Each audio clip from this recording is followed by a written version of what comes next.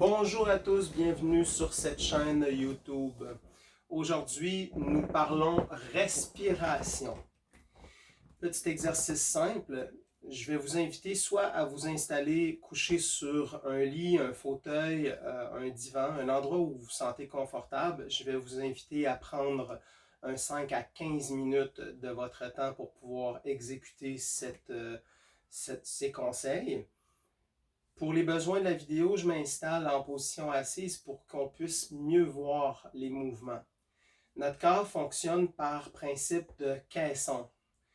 Chaque caisson a des pressions à l'intérieur et c'est grâce aux échanges de pression au niveau physiologique que les cellules peuvent diffuser l'information et recevoir, autant la diffuser que la recevoir. Donc la respiration, au même titre que l'alimentation, la respiration, c'est un aliment essentiel qu'on peut contrôler ou qu'on peut ne pas avoir à penser puisque c'est un automatisme, notre corps le fait de façon naturelle sans avoir à y penser.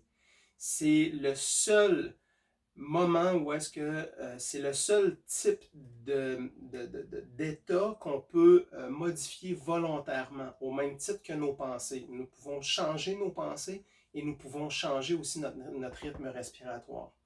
En gardant le principe des caissons, nous avons un caisson qui est fermé en bas, le plancher pelvien.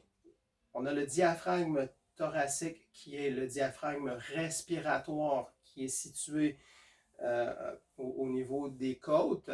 Il fait un mouvement de descente et de montée. Donc, lorsque j'inspire, il pousse vers le bas. Lorsque j'expire, il pousse sur mes poumons vers le haut. Donc, on a une région fermée au niveau du plancher pelvien. On a une région fermée au niveau de la cage thoracique. Notre cou, si on ne veut pas que tous les organes au niveau de la tête tombent, ça doit être fermé. Donc, on a un diaphragme cervico-thoracique, qu'on appelle donc au niveau cervical en lien avec la tête.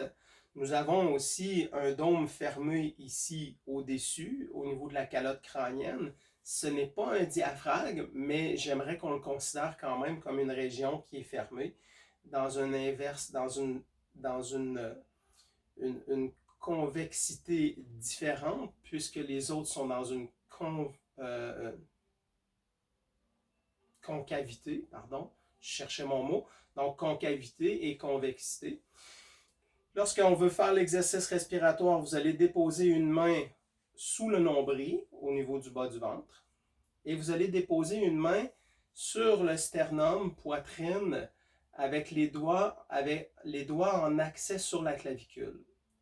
Vous allez donc, en 3 mouvements, et sur un rythme de 5 secondes, j'inspire, 5 secondes, j'expire. Vous avez votre main bas du ventre, main, poitrine, sternum et les doigts sur clavicule de chaque côté. Vous allez inspirer bas du ventre. Inspirer cage thoracique. Et inspirer clavicule. Si vous avez la capacité d'aller chercher encore plus d'air, on va inspirer au niveau de la tête et du cou. Et lorsqu'on expire, j'expire bas du ventre, j'expire cage thoracique, j'expire clavicule, cou et tête. Donc, inspiration, bas du ventre, cage thoracique, clavicule, cou et tête. J'expire bas du ventre, cage thoracique, clavicule, cou et tête. Suivez mon rythme lorsque j'inspire.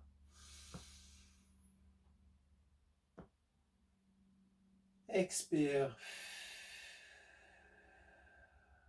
On inspire avec le nez.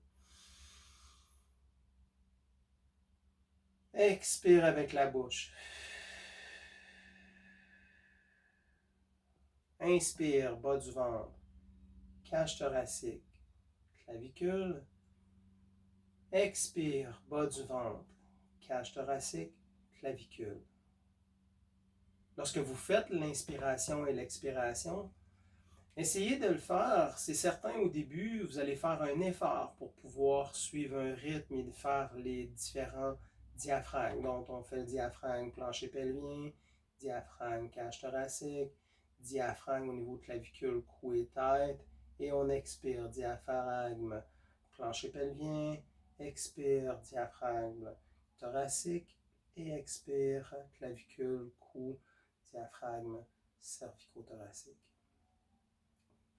Lorsque vous faites cet exercice, je vous encourage à le faire entre 5 minutes et 20 minutes.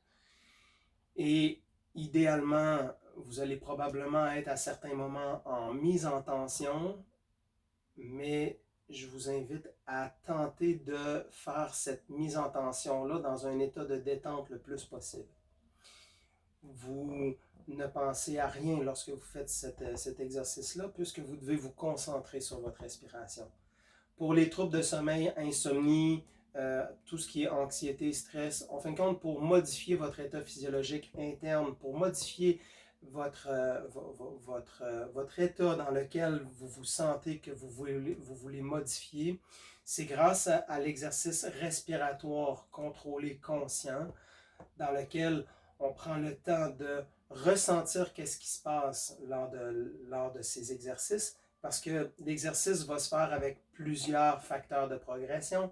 Nous avons commencé avec un facteur respiratoire pour pouvoir prendre conscience des différents diaphragmes qui sont diaphragme pelvien, thoracique, cervico-thoracique. Et ensuite, vous allez tenter de ressentir qu'est-ce qui se passe lorsque j'amène l'air au niveau de mon bas du ventre. Qu'est-ce qui se passe lorsque j'amène l'air, lorsque je suis rendu au niveau de la cage thoracique? Qu'est-ce qui se passe lorsque je suis au niveau de la clavicule? Si vous ressentez une restriction, une difficulté, comment je pourrais faire en sorte que cette difficulté soit plus facile, plus facile à exécuter, sans effort, sans difficulté? Comment je pourrais modifier peut-être ma position de mon corps, la position de ma tête? Comment est-ce que je pourrais être plus confortable pour pouvoir avoir une position et un ressenti qui me permettrait de relâcher complètement ce qui m'empêche de pouvoir exécuter le mouvement respiratoire correctement? Qu'est-ce que je ressens lorsque j'ai ma respiration, soit au niveau du bas du ventre, cage thoracique, au niveau du cou, clavicule? Est-ce que je sens une tension au niveau de la tête, au niveau des yeux? Est-ce que je ressens un point à quelque part? Et est-ce que je pourrais pas essayer d'amener de l'air à ce niveau pour donner un effet de relâchement? Parce que l'exercice respiratoire, lorsqu'on inspire, il fait augmenter la fréquence cardiaque et la pression, la tension artérielle. Au niveau physiologique, on est dans le phénomène du système nerveux sympathique. Le système nerveux sympathique accélère tout ce qui se passe à l'intérieur. On peut même avoir un effet de chaleur puisqu'on augmente la fréquence cardiaque.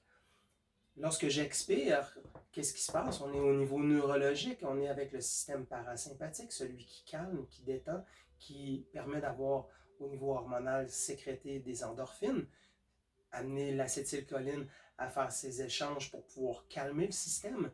Donc, on ne peut pas être juste dans un état de relâchement complet et on ne peut pas être juste dans un état de tension complète, puisque le mode inspiration augmente la fréquence et le mode expiration diminue la fréquence. On est toujours dans un rythme qui est égal et plus vous allez faire cette respiration-là en inspirant avec une même durée et en expirant avec la même durée, vous allez créer une cohérence qu'on appelle la cohérence cardiaque.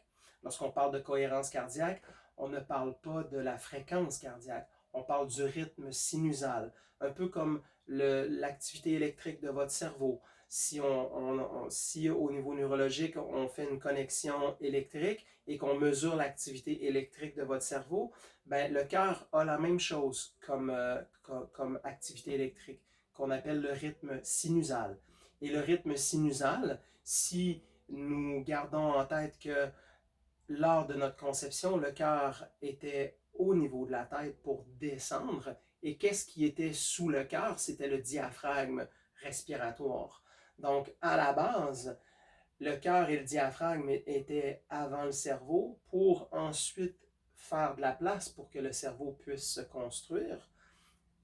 Le cœur est donc en connexion ou en dialogue avec notre cerveau, au même titre que nos pensées sont en dialogue avec tout l'intérieur de notre corps. Lorsque vous vous concentrez sur votre respiration, vous modifiez cet état électrique qui est le rythme sinusal et qui va avoir un effet au niveau de la communication cœur-cerveau, d'où la cohérence cardiaque. C'est que vos fréquences, vos zones cérébrales et vos zones sinusales vont pouvoir être à un même niveau pour pouvoir faire en sorte que vous n'allez pas être dans un état de détresse qui modifie ce champ électrique-là. C'est difficile de concevoir et de ressentir, mais lorsque vous faites les exercices respiratoires, vous permettez au niveau physiologique à votre corps de s'apaiser, de reprendre un rythme dit normal. Donc j'espère que cette capsule va pouvoir vous faire voir différemment votre respiration et de le faire de façon simple. Et allez-y, faites-le le plus souvent possible. Il n'y a aucune contre-indication à faire ça. Moi, je le fais lorsque j'ai une sensation de stress. Je peux le faire dans le trafic lorsque le trafic est arrêté. Même si le trafic est continuel et que je suis en mouvement, je me permets de faire de grandes respirations profondes et d'équilibrer mon rythme en 5 secondes. Inspire 5 secondes, expire sans nécessairement calculer. À force de le faire, vous allez ressentir que vous êtes dans un rythme 5 secondes, 5 secondes. Donc, je vous souhaite de passer une belle journée et à bientôt.